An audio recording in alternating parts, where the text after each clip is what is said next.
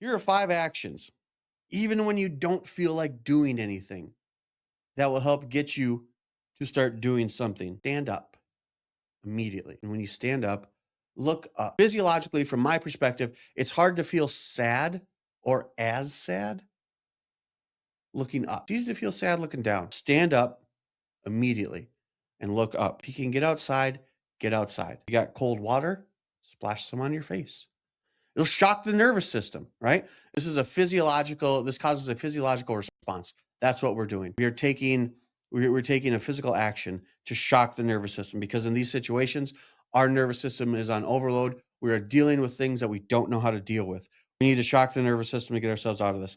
Send a 2-word text to a friend. You free? Write the fear down. Not the story. Just write down the fear. You can do all of these in under a minute. Welcome to DFW Grit. I'm Dr. James Taylor, and I'm your host, and this is more than just a podcast. We dive into the stories of the movers, the shakers, the small business owners, the entrepreneurs, right here in the DFW Metroplex. This is your home for authentic, real stories that prove what happens when you don't back down. Let's get to work. Hey, what's going on, everyone? We're back for another episode of DFW Grit. As always, I'm your host, Dr. Taylor. Like, share, follow. I've got a heavy one for you today. I've got a big one. So, as many of these episodes have been done in the past, this is I record these regularly and recently, if you will. So a lot of new year, new me, pressure of the new year, dad's group stuff. Lots been going on lately. So I'm going to preface with this. These are my opinions from my experiences and the things I'm taking in. I am not a psychologist. I am not a psychiatrist. In this capacity right now, I am not a chiropractor. I am simply a dude with eyes that notices stuff. So let's talk about it. Also, too, I'm a dude that notices stuff with eyes. No, yeah, whatever. And I noticed, and I put a filter on it, and the filter is I'm a dude. So I'm going to talk about things from the male perspective, but this is not to negate, not to diminish, any of the female perspective. I also do this from the perspective of an entrepreneur, of a business owner. This is not to diminish the perspective of an employee, of a professional or something like that. So what we're going to talk about is, I imagine, something everybody has experienced in one way, shape, or form. But I can literally only share them with you through my own life experiences and the certain positions that I hold. So please take that with a grain of salt. But shoot, let's get into it. There's been the algorithm has been targeting me for not to sound like weird and conspiracy theory, but no, it knows, right? The algorithm knows when you're going through shit. Algorithm knows when you're high on life. I mean, shoot, Zuckerberg is always listening, right? So lately, I've had a lot of stuff been popping up on the algorithm, and in the dad's group the other day, there was an anonymous post asking other men about how often they have questions, concerns, comments, silent recordings in their head, which drift to self-unaliving, let's say, just for the sensors and whatnot. And just the amount of people that commented their perspective on it was incredible. And what it did on not the surface, but like slightly below the surface, just if you look at the post and the context of it, and then you just go down and you look right underneath and it says, X amount of comments, and there was triple digits, and the post had been up for 15 minutes or something like that, like not long at all. But the amount of people that either A, commented same, or B, commented, hey, I'm here to help, call me, reach, like it was incredible, because I feel like there are so many of us that feel alone, that feel unique, maybe even like my problems are unique to me. And we think that because we repeat this stuff over and over in our head. We don't get it out. We don't post it. We don't talk to people about it. So we are left to our own conclusions and our own devices that I'm the only one who has ever experienced these thoughts, feelings, situations in life because we don't have anyone. We choose not to have anyone to bounce these ideas off of. So that teamed with the algorithm, we're going to get into it. So from a male's perspective, if you will, like I said, this title is the shit your dad didn't teach you about depression. What your dad did teach you, I imagine, and also too, this isn't for the fatherless. This is for the fatherless. I didn't have a dad. Man, I'm sorry, dude. That sucks. But I still imagine you're probably going through a lot of these same kind of things. The pressure that men feel. And from this standpoint, I'm talking about a man who works, who has a wife, he's a husband and a father. Like this is where I'm coming from here today. We talk about the pressure of being a provider, the pressure to stay healthy, right? To be able to do all these things. I've said it in the past. If I got a dad that comes in here and he's in pain and it's stopping him from playing with his kids, he's gonna be a patient here. Like he's going to follow the regiment, the routine, what I recommend for him. But the pressure to stay healthy, the pressure to not complain, the pressure to absorb stress without transmitting it, the pressure to internalize it, and this stuff is pressure. It absolutely is. It's pressure. It's not depression from my non-clinical standpoint. But it is absolutely pressure. And it can feel depressing when you feel like one or two or shit, maybe all of these things are not being accomplished to your level, to the level and the standards that you see fit. So what I want to do in this instance here is I want to give you a game plan. You don't need a therapist for this. You might need a therapist. I'm not discounting therapy or counseling. But in the moment, I want to give you something to help get through it. So today I'm going to give you a simple 3-level response plan for when pressure starts turning into paralysis, and then 5 actions you can take immediately, even when you don't feel like doing anything. Because that's where that paralysis sets in, right? It's that heaviness in your chest, that tightness in your chest. You might be laying in bed and like, I can't even sit up.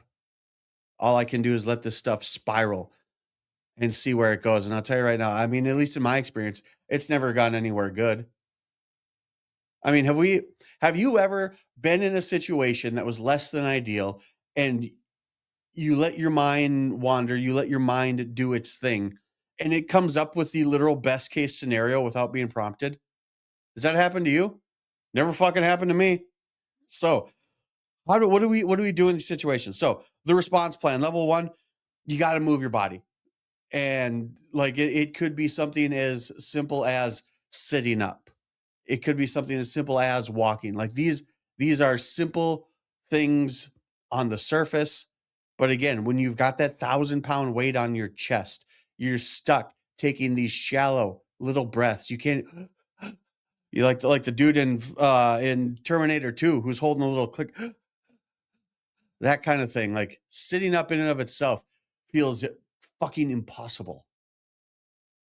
But we've got to do something. We've got to do something to move, right?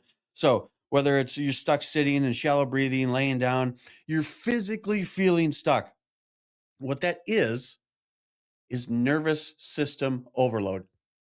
From my perspective, again, we've got to do all these things: husband, father, provider, protector, all this kind of stuff. And what that does, these are things we do for others. They're not things we do for ourselves. So when these things happen and we're stuck in that paralysis, our nervous system does not know how to handle it because like we are now our first priority. And shoot, for a lot of us, that is an unfamiliar feeling. It is unfamiliar to make yourself a priority. And then when that comes to the top And this is the number one thing we have to take care of is ourself and our own mental well-being. We don't know how to do it because we've never done it. It is a new action. It's unfamiliar. So nervous system overload, like I said, your body freezes, your brain spirals. You cannot think your way out of a state that your body is physically holding. So what do? We stand up. You got to change the room at the bare minimum. Just change the location where your feet are. If you can get into a different room, get into a different room. If you can get outside, get outside. If you can take enough steps to get outside, you can take enough steps to go for a walk. Shoot. If you can't leave the room, do some push-ups, do some squats. Literally, we are physically doing something to bring ourselves into the present, right? Because what is our brain doing? Our brain's taking us into the future. And like we just said, it's not a future we want to be in because for whatever reason, we don't automatically think best case scenario. We think worst case scenario, right? So let's bring ourselves into the present, do something physical. I don't have any weights. Cool. You don't need weights. You got feet? Cool. Use those. I ain't got no feet. Then you probably have a wheelchair. Start rolling. You see me rolling. So do push-ups, put some cold water on your face. If you can move your body, you can move your state.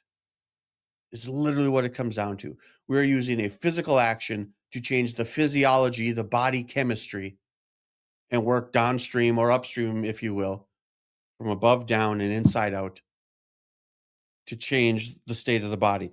Number 2, level 2, change your environment. You need to interrupt isolation because I imagine, again, personal experience, these feelings strike me in isolation. Strike me at the end of the day. They strike me at night. They don't strike me going patient to patient.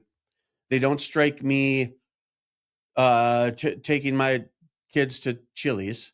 Kind of sometimes I do. But they how about this? They strike me full force when I'm by myself. So what do? We got to interrupt isolation. Pressure will deepen this isolation. And things that we do and actions that we do, which seem like actions, they seem like a way to get our mind off of it, actually prolong the isolation. These are things like scrolling, going back to the algorithm, avoiding phone calls, avoiding text messages. I'll tell you what, when I'm in those bad states, I leave the message. I'll read the message and I'll mark it unread. So that way it reminds me to come back to it, even though I could easily just answer it right now. To all those people waiting on me to respond to texts, sorry, you sent them when I was in a shitty spot. And then the action, I didn't have the impetus, the strength, the willpower to have the action to respond back to you. I'll get back to you. I just didn't have it at that point in time. But yeah, like things that deepen the isolation, scrolling, avoiding phone calls, sitting alone, replaying conversations. Again, like I said, this is coming from my perspective, but this is something that we all do, right? So isolation magnifies pressure. We need to understand that. Environment disrupts it. So we got to disrupt the isolated environment. So how do we do that? Like I said, we can leave the room. Hell, if it's within business hours, go to a coffee shop, get around people, go to the gym if you are so inclined. Go to the range. I got some pew-pews in my car right now. What I'm going to do after this? I'm going to go pew-pew. Just go be around other humans. You don't even have to necessarily converse with them, talk with them, interact with them. Just being around them. We all have energies that will absolutely influence those around us. And one of the easiest things you can do, and I say easy in that it is one step, it is one thing you have to do, and it's nothing new. You've done it countless times before, but it's also an incredibly hard thing to do in this state, in this moment. Shoot a text. Give a phone call. 2026, you should probably shoot a text first. People will feel weird if you call without announcing it. But literally, just shoot a text to a friend. 2 words. You free? Boom. That's all you got to do. Just a quick text. If you can do that one thing, that will start to pull you out. And I say, like, it's an easy thing because it's one text, it's 2 words. It's hard because you gotta do it. If you do that one thing first, they'll take care of the rest, provided you text the right friend. And I'm assuming in this situation, you're gonna text the right friend, right? Because I need to tell you, you are not as alone as you feel. And I say this with all the love I can muster, and it's as much to you guys, you and you and you, as it is to the mirror in front of me. This is not unique to you. Every problem you're going through has been experienced before by somebody else in some way, shape, or form. And I say that I say that to give you meaning and to give you perspective, not to diminish whatever it is you're feeling, but just to know you're not alone. You are not the only person that has ever done this before. Simple 2-word text, you free? And you see those little dots pop up if you got the iPhone. Yeah, what's up? What do you need? Number 3, face the storm. I don't know if there's any truth to this. I've never researched it.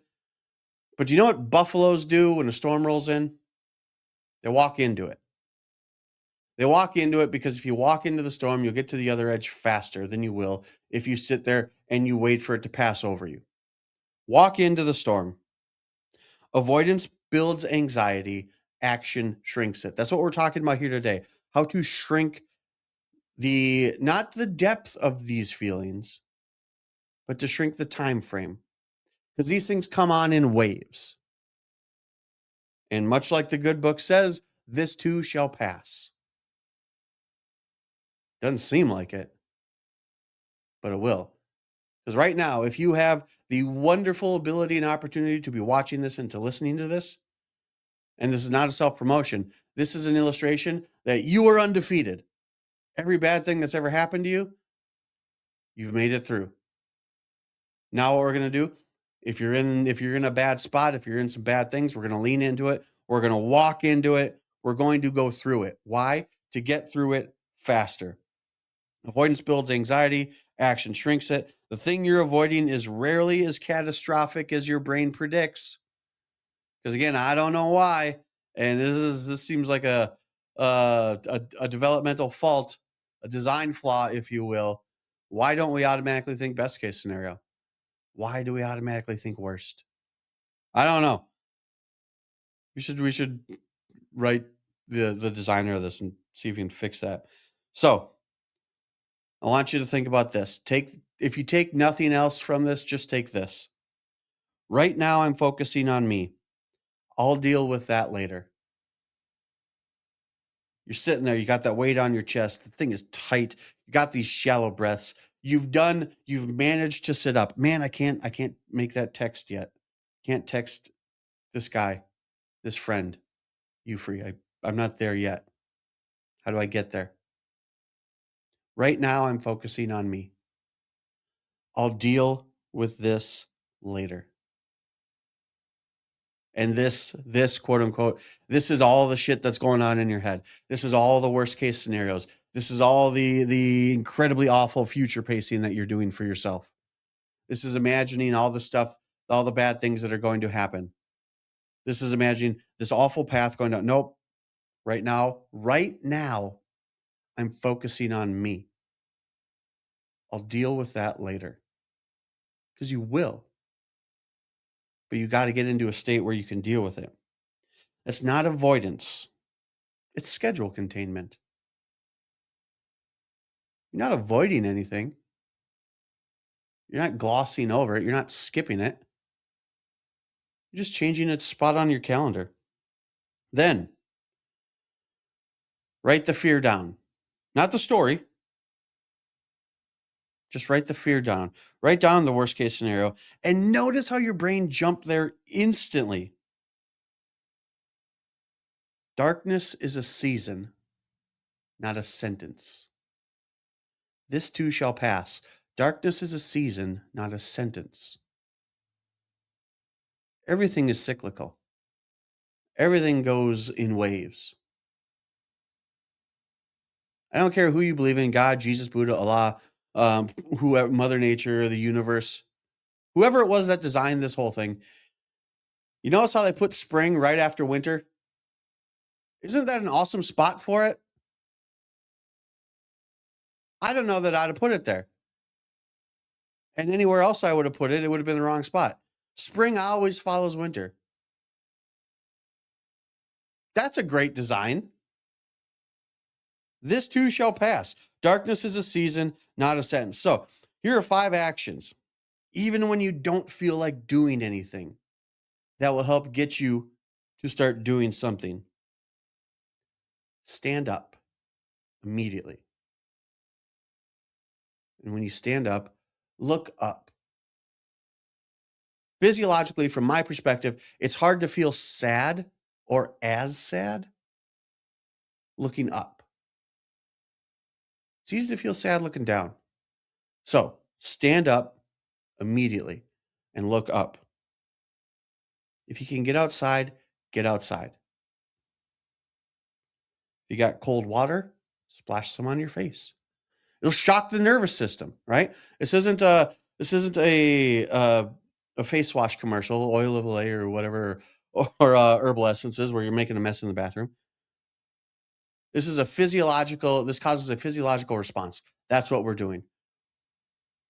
We're taking a physical action to shock the nervous system, because in these situations, our nervous system is on overload. We are dealing with things that we don't know how to deal with. We've never had to put ourselves first. Well, no, we have had to. We've never chosen to, because we do so much for other people. We need to shock the nervous system to get ourselves out of this. Send a 2-word text to a friend. You free? Write the fear down, not the story. Just write down the fear. That's it. It's not 20 steps.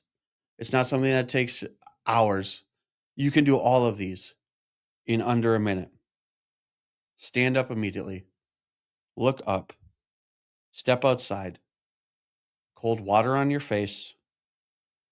Text your friend. You free? Write down the fear. Under a minute. And I guarantee that will change your state. Because here's the hard truth. Responsible people don't sit in pressure and romanticize it. Now, sometimes we can be irresponsible and we can sit in the pressure and we can romanticize it. But we need to acknowledge when we're doing it, and we need to stop. You need to interrupt it. You need to move through it. You need to call someone. You need to act anyway. You've done plenty of other things for plenty of other people that were at the wrong time, that you changed your schedule for. You've shifted your schedule around for others an endless amount of times. In this moment, you need to shift your schedule around for yourself. The responsible version of you does not wait to feel better. The responsible version of you moves first. Now, like I said, all of these going into 2026 are going to be combined with the field manual. Go to the website, www.dfwgrit.com, click on the field manuals tab, download this field manual. If you need to use it now, use it now. If you think you might need to use it in the future, save it. Because this is the stuff that you'll do. And I'm telling you, it will work. And also, I'm telling you, you're going to have to do it again and again and again. You do it once, it's not going to fix everything. It won't. But you'll go back to it the next time the feeling hits, and it'll get fixed faster. And then, man, I hate to tell you this, feeling's going to hit again. And you'll go back to it, and it'll fix faster. You're not weak for feeling pressure. These are human emotions. These are, like I said, these are physiological things. This is ingrained into our DNA. Just means you're human. Sometimes being a human sucks. But it is better than the alternative of not being a human here. You're responsible for how long you stay in the shit. You need to know that. It's okay to stay in it, just for a little bit. Don't live in it. Don't romanticize it. We all go through this. You're not unique. And I say that to give you perspective, not to diminish what you're feeling, not to dismiss it.